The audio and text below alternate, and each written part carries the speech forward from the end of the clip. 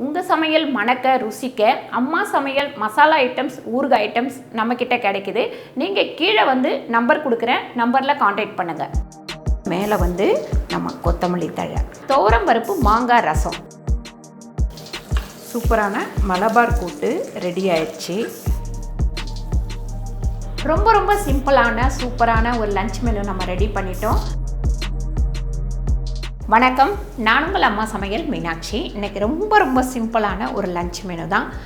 டைமே இல்லை, சோம்பேறித்தனமாக இருக்குது அப்படின்ற நேரம் இந்த லஞ்ச் மெனுவை நீங்கள் கண்டிப்பாக பண்ணலாம். என்னன்னு கேட்டிங்கன்னா மலபார் சவ் சவ் கூட்டு, அதுக்கடுத்து பார்த்திங்கன்னா துவரம் பருப்பு மாங்காய் ரசம். நம்ம சேனலில் நிறைய ரசம் ஐட்டம் வச்சுருக்கோம். செட்டிநாட்டு ரசம், அதுக்கப்புறம் தூதுவளை ரசம், அதுக்கப்புறம் லெமன் ரசம், அதுக்கப்புறம் பைனாப்பிள் ரசம், அப்புறம் மாதுளை ரசம், இந்த மாதிரி நிறைய ஐட்டம் வச்சுருக்கோம். ஒவ்வொரு லஞ்ச் மெனுலையும் வித்தியாசமான ரசம் எல்லாம் இருக்கும். இதுக்கு தேவையான பொருட்கள் எல்லாமே நீங்கள் ammasamayals.comல போய் கீழே லிங்க் கொடுத்துருக்கேன், போய் பாருங்கள். அம்மா சமையல் ஃபேஸ்புக் பேஜை நீங்கள் ஃபாலோ பண்ணலைன்னா கண்டிப்பாக ஃபாலோ பண்ணுங்கள். வாங்க நம்ம லஞ்ச் பண்ண போகலாம். தண்ணி வந்து 1.5 டம்ளர் தண்ணி ஊற்றிருக்கேன். லைட்டாக சூடாகிட்டுருக்கு. இப்போ இந்த துவரம் பருப்பு கழுவி ஒரு 10 நிமிஷம் ஊற வச்சுருக்கேன். இதை வந்து இதில் சேர்த்துக்கலாம். பூண்டு வந்து ஒரு 7-8 பல், அதுவும் இதில் சேர்த்துக்கலாம். ஒரே ஒரு மாங்காய் தோல் சீவிட்டு இந்த மாதிரி கட் பண்ணி வச்சுருக்கேன், இதுவும் இதில் போட்டுக்கலாம். தக்காளி 2 தக்காளி வச்சுருக்கேன். இந்த 2 தக்காளி நறுக்கி வச்சுருக்கேன், அதையும் இதில் சேர்த்துக்கலாம். சின்னதாக ஒரு கேரட் ரவுண்டாக கட் பண்ணி வச்சுருக்கேன், இதுவும் இதில் போட்டுக்கலாம். மஞ்சத்தூள் ஒரு 1/4 டீஸ்பூன் சேர்த்துக்கலாம். பெருங்காய பொடி ஒரு 1/4 டீஸ்பூன் சேர்த்துக்கலாம். இப்போ இன்னும் கொஞ்சம் நம்ம தண்ணி விட்டுக்கலாம். இந்த ரசம் வந்து செம்ம டேஸ்ட்டாக இருக்கும். மாசமாக இருக்கிறவங்களுக்கு இந்த ரசம் வச்சு கொடுத்தீங்கன்னா அவங்களுக்கு ரொம்ப ரொம்ப பிடிக்கும். இப்போ 4லேருந்து ஒரு 5 விசில் வந்துருச்சு. நம்ம குக்கரை ஓப்பன் பண்ணி பார்த்துக்கலாம். இந்த மாதிரி எல்லாமே நல்லா வெந்துடணும். வெந்ததுக்கப்புறம் இதை வச்சு நம்ம மசிச்சு விட்டுக்கலாம்.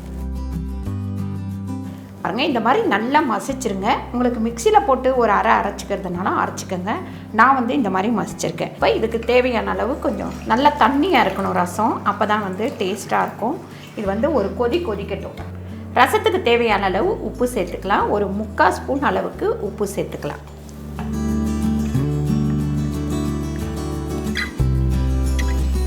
நல்லா இந்த மாதிரி கொதிக்கும் போது நம்ம ரசப்பொடியை இதில் போட்டுருவோம். 1/2 ஸ்பூன் ரசப்பொடி போட்டிருக்கேன். அதுக்கப்புறம் மேலே வந்து நம்ம கொத்தமல்லி தழை. இப்போ இதை அப்படியே கீழே இறக்கி வச்சுட்டு ரசத்தை தாளிச்சிக்கலாம். ஒரு 1/2 ஸ்பூன் அளவுக்கு எண்ணெய் போட்டுக்கலாம். ஒரு 1/4 டீஸ்பூன் உளுந்து, ஒரு 1/4 டீஸ்பூன் வெந்தயம், ஒரு 1/4 டீஸ்பூன் கடுகு, ஒரு சிட்டிகை அளவு பெருங்காய பொடி, ஒரு 3 காஞ்ச மிளகாய், அதுக்கப்புறம் கருவேப்பிலை.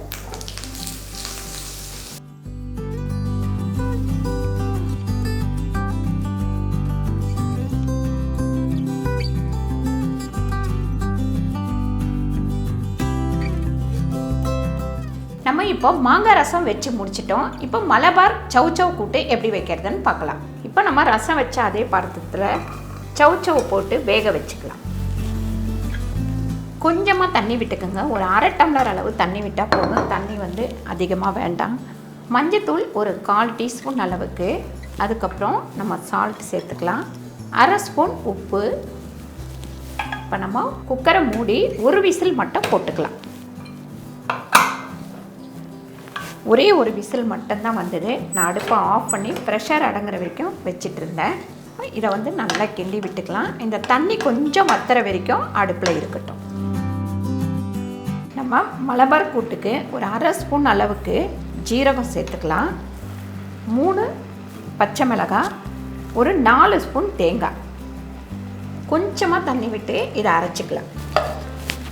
இப்போ இந்த மாதிரி தண்ணி வற்றிட்டு இருக்கும் போதே இந்த தேங்காய், சோம்பு, பச்சை மிளகாய் அரைச்சோம் இல்லைங்களா, அதை இதில் விட்டுடலாம். கொஞ்சம் அந்த பச்சை மிளகாய் வாடை போகிற வரைக்கும் ஒரு 2-3 நிமிஷம் அடுப்பில் இருக்கட்டும். கொஞ்சமாக இதில் கருவேப்பிலை சேர்த்துக்கலாம். இப்போ இதை கீழே இறக்கி வச்சுட்டு தாளிச்சிக்கலாம்.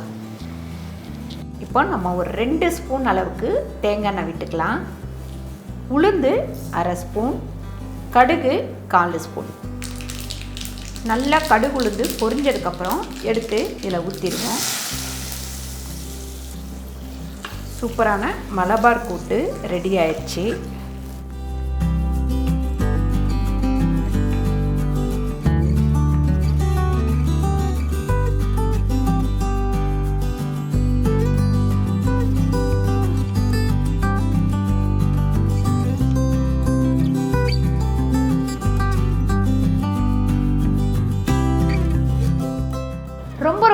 சிம்பிளான சூப்பரான ஒரு லஞ்ச் மெனு நம்ம ரெடி பண்ணிட்டோம்.